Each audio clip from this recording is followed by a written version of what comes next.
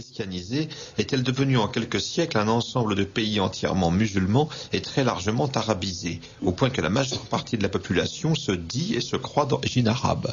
Nous sommes voilà une question historique de grande envergure. Alors Gabriel Camps, d'abord qui était le regretté Gabriel Camps? Gabriel Camps était le grand historien de l'Afrique du Nord, du monde berbère.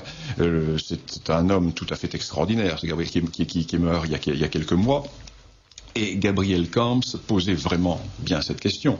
Car en fait, le grand problème est que face aux populations d'Afrique du Nord, nous pensons que nous sommes en présence d'Arabes. C'est faux. Nous sommes en présence de deux types de populations. Soit de Berbères qui sont restés ethniquement des Berbères, soit de Berbères racialement entre guillemets Berbères, qui sont culturellement devenus arabes. Mais il n'y a pas d'apport de population arabe, ou très peu. Nous verrons ensuite comment arrivent ces Arabes, très peu. Et aujourd'hui, l'arabisation intellectuelle est telle que des familles qui sont morphotypiquement d'origine génétique berbère croient qu'elles sont d'origine arabe, car leurs ancêtres sont rentrés dans des kabilas arabes, et selon le principe cher aux populations d'Arabie, lorsque l'on entre dans une famille ou lorsque l'on entre dans une parenté ou parentèle, l'on adopte la généalogie. Donc c'est tout à fait de bonne foi que des gens qui sont en fait des berbères génétiques pensent qu'ils sont des Arabes en récitant leur généalogie qui les rattache à des grandes tribus arabes de la péninsule arabique. Parce que, comment s'est passé le problème, la question? Nous revenons à la conquête. La conquête de l'Afrique du Nord par les arabo-musulmans. Cette conquête a été rapide. Elle a été rapide, nous en connaissons les causes. Dislocation du monde romain, lutte division de l'Église, les schismes, les hérésies. Dans la partie la plus orientale du Maghreb, la présence des Vandales, les Byzantins qui sont détestés par les Berbères, les Berbères des villes qui sont opposés aux Berbères des campagnes. Donc un monde totalement désuni, et face à ce monde désuni, l'envahisseur, qui lui est porteur d'une religion neuve et excessivement dynamique, va rentrer très facilement. Mais attention, la conquête ne va pas se faire très facilement, il va y avoir des résistances. Les Berbères vont résister, d'abord les Byzantins vont résister. Mal, parce que les Byzantins sont enfermés dans les villes, avec des belles murailles, de belles fortifications, mais ils commettent chaque fois l'erreur de sortir avec leur infanterie en plaine, et ils sont taillés en pièces par les cavaliers venus d'Orient, qui ne sont déjà plus des cavaliers uniquement arabes. La majorité est composée d'Égyptiens, car les Arabes sont déjà minoritaires dans les troupes d'invasion.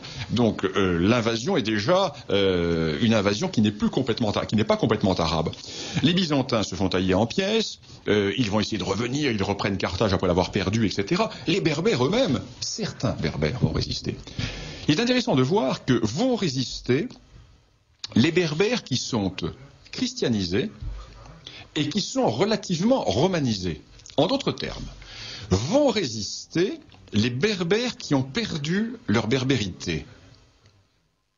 Mais les Berbères non chrétiens, non influencés par Rome, essentiellement ceux de la partie ouest du Maghreb, c'est-à-dire ceux de la vallée de la Moulouya et du Maroc actuel, eux, vont se convertir immédiatement à l'islam.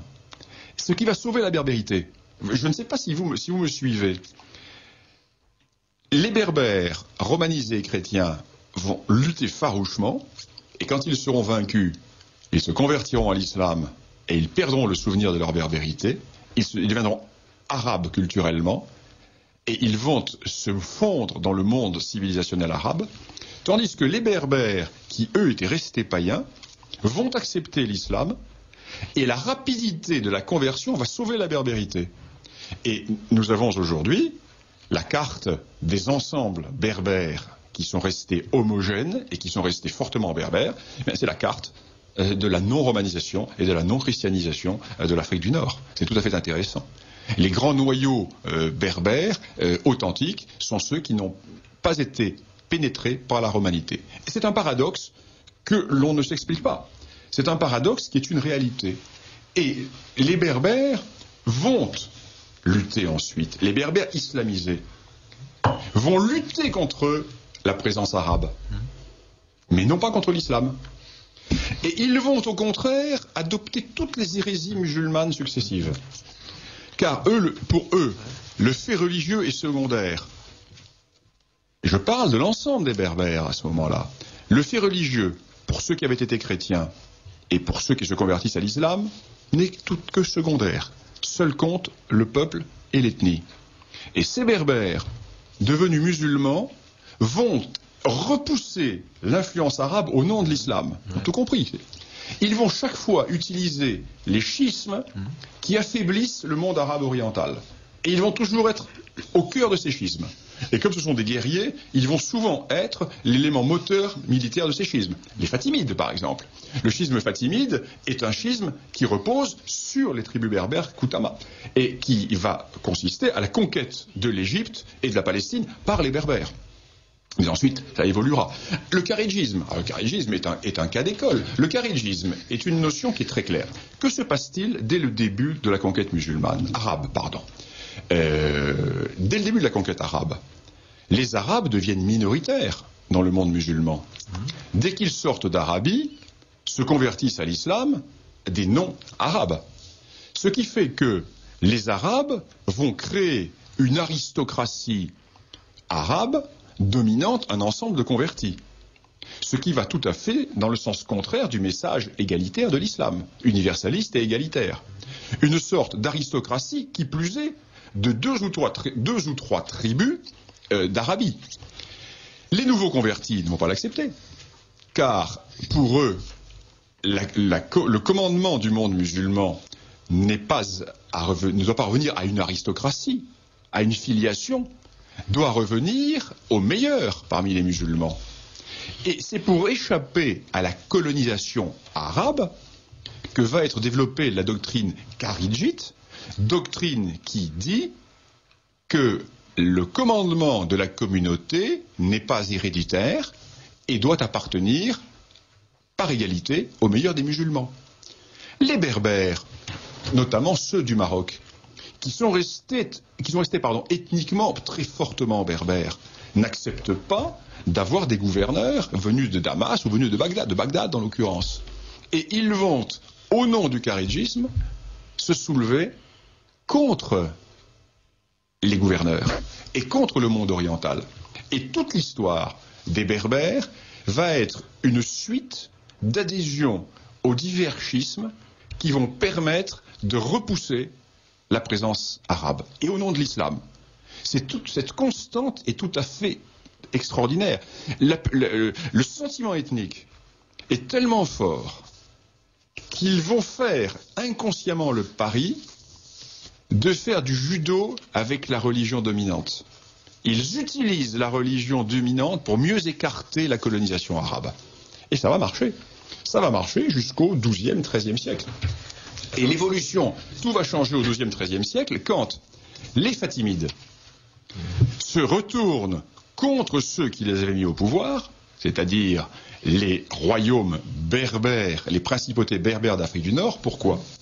Parce que ces principautés berbères d'Afrique du Nord vont se tourner contre les Fatimides, car le pouvoir fatimide du Caire devient un pouvoir qui, à son tour, risque d'oppresser la berbérité. Et quand les Berbères ont ce sentiment, ils vont trahir les Fatimides pour se tourner vers Bagdad.